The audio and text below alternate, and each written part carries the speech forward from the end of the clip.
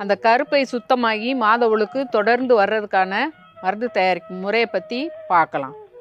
நெட்லிங்க இலையும் கறிவேப்பிலையும் நரம்பு நீக்கிட்டு நல்லா அரைச்சி நரன்னு இல்லாமல் சாராக கூழாக நல்லா அரைச்சி எடுத்து வச்சுக்கிறணும்.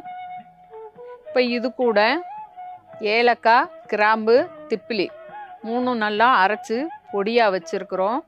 நெட்லிங்கமும் கருவேப்பிலையும் அரைச்சி எடுத்து வச்சுருக்க சாறு கூட கலந்துடலாம்.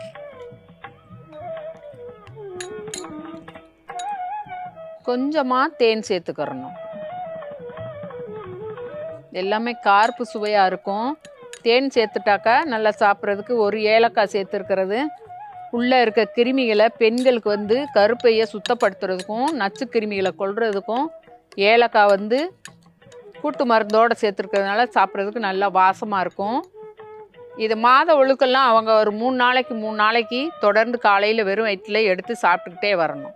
அப்படி சாப்பிட்டுட்டு வந்தீங்கன்னாக்கா உங்களுக்கு அந்த மாத ஒழுக்கு காலத்தில் அதுக்கப்புறம் வலி இருக்காது. கருப்பையில் இருக்க கசடுகள் எல்லாமே வெளி வந்துருச்சுனாக்கா மாத ஒழுக்கும் மாதம் சரியாக போயிடும்.